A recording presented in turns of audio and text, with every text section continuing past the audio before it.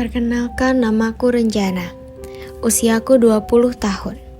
Musuh terbesarku adalah kaca. Dan aku menderita body dysmorphic disorder.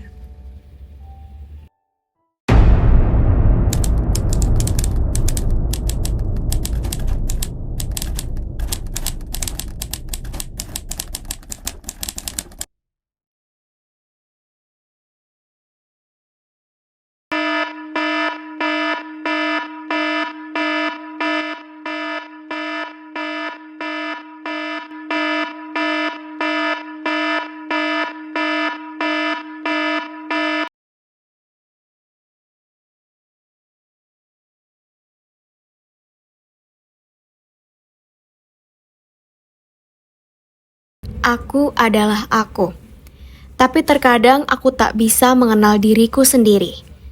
Setiap kali aku menatap cermin, yang kulihat bukanlah bayangan diriku, melainkan sosok yang penuh dengan cacat. Mata yang terlalu sipit, hidung yang tak simetris, kulit yang tak pernah cukup mulus. Mereka bilang itu hanya ada di kepalaku, tapi bagi diriku itu nyata.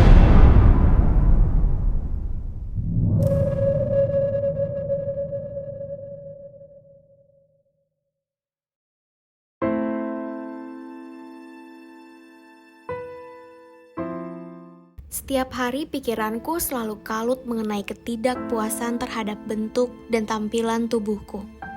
Perasaanku selalu diliputi kegelisahan dan pikiran. Kenapa aku terlihat buruk setiap harinya? Sudah 2 tahun aku menderita kegelisahan ini.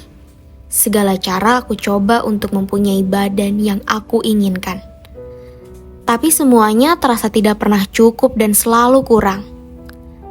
Aku merasa selalu menyiksa diri dengan berpikir, pokoknya aku hari ini harus olahraga dengan keras. Dunia terus berjalan, tapi aku tetap terperangkap dalam penjara bayangan dan kritik yang aku buat sendiri. Pikiran dan perasaanku makin tidak bisa bekerja sama. Aku menjadi takut bertemu dengan orang lain, dan merasa mereka hanya bisa mengkritik bagaimana bentuk tubuhku. Perasaan yang tidak bisa dihindari ini membuat aku semakin yakin bahwa aku harus merubah bentuk tubuhku.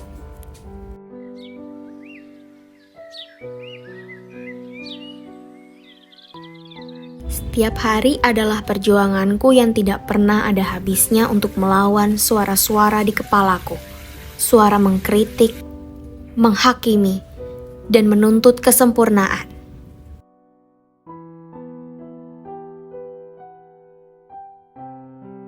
Setiap aku makan, bukanlah afirmasi positif yang keluar dari kepalaku, namun hanya bisikan yang tidak berhenti bicara. Lihatlah tubuhmu, terlalu besar. Lihatlah kulitmu, terlalu bernoda. Dan suara itu terus berlanjut.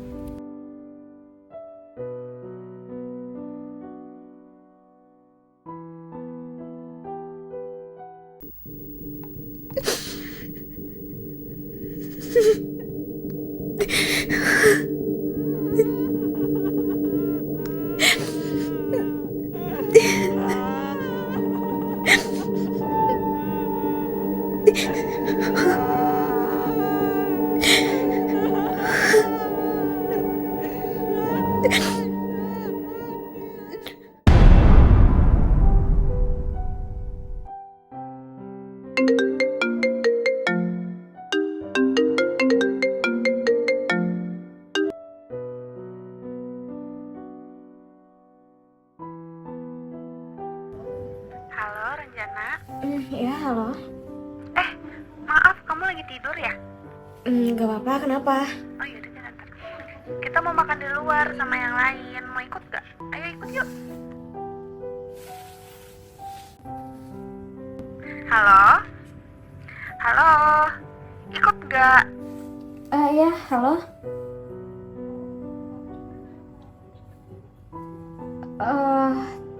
Kayaknya aku gak bisa ikut ya, soalnya lagi banyak tugas sama kerjaan sih.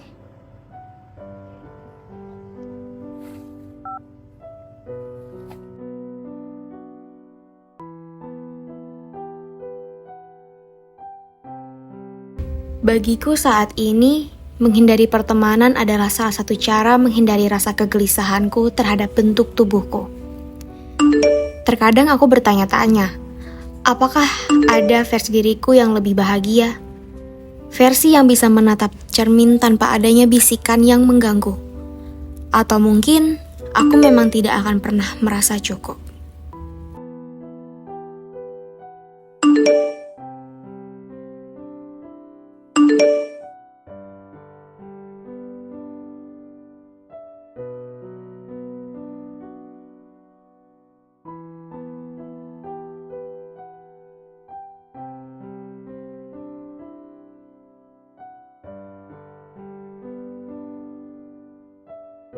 Orang bilang, aku terlalu keras pada diriku sendiri.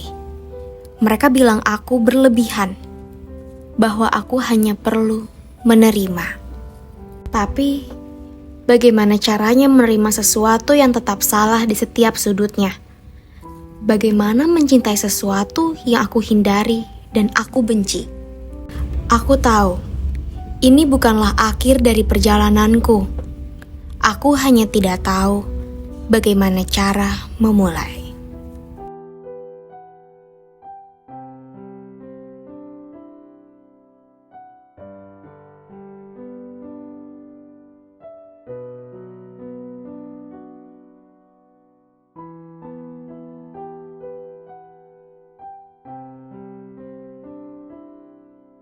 Aku pernah berpikir, bagaimana rasanya punya wajah dan tubuh yang sempurna.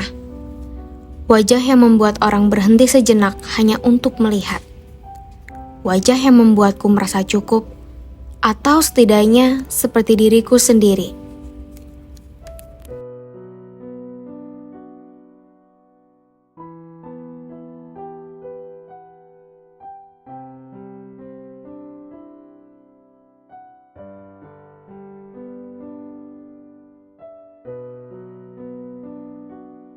Dan aku memutuskan untuk melakukannya. Aku berpikir, mungkin inilah akhirnya. Mungkin aku akhirnya akan merasa cukup.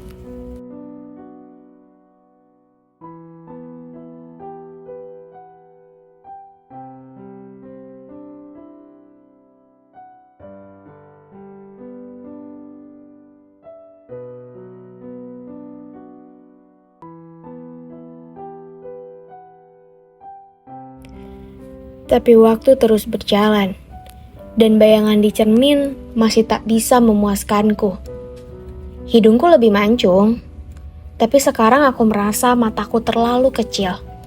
Bibirku lebih penuh, tapi aku melihat rahangku terlalu tegas. Aku menyadari, meskipun wajahku berubah, perasaanku tetap sama. Aku adalah aku. Bukan seseorang yang punya daftar kekurangan yang tak pernah habis. Tapi aku lebih baik dari itu. Aku hanya belum tahu caranya seperti apa.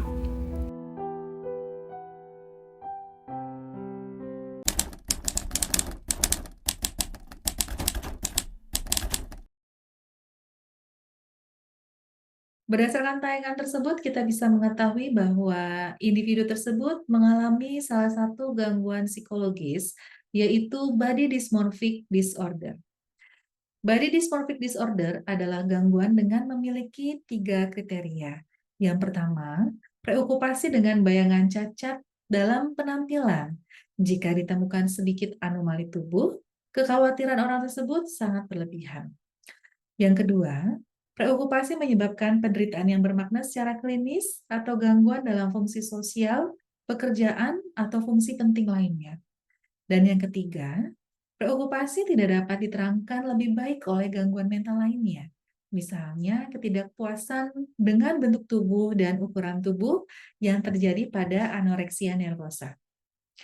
Gangguan ini diperkirakan ada karena pengaruh budaya atau sosial mengenai stereotip atau konsep kecantikan. Dan gangguan ini banyak terjadi pada jenis kelamin wanita yang belum menikah dengan usia 15 dan atau hingga 20 tahun.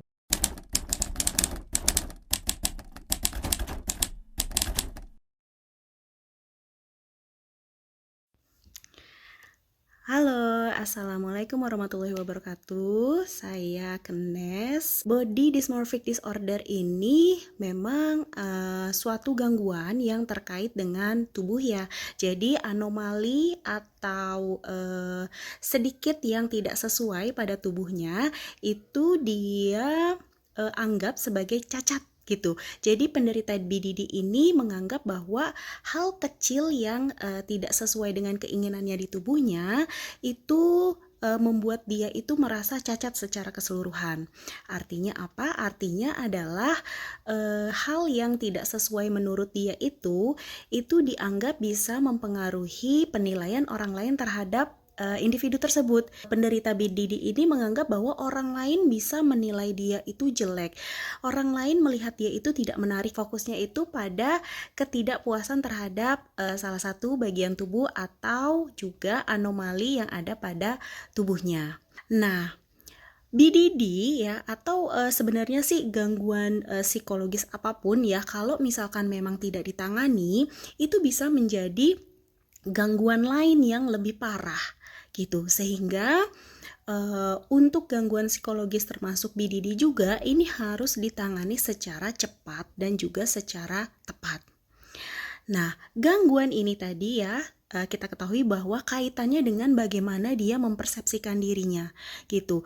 Persepsi dirinya itu negatif ya, sehingga penanganannya itu akan lebih baik kalau kita bisa merubah bagaimana persepsi dirinya yang negatif itu menjadi lebih positif gitu, sehingga banyak dilakukan terapi yang namanya CBT, Cognitive Behavior Therapy, yang diterapkan untuk penderita BDD ya, karena terapi CBT ini individu itu dituntun ya oleh terapisnya untuk bisa mengubah persepsi yang negatif menjadi persepsi yang lebih positif.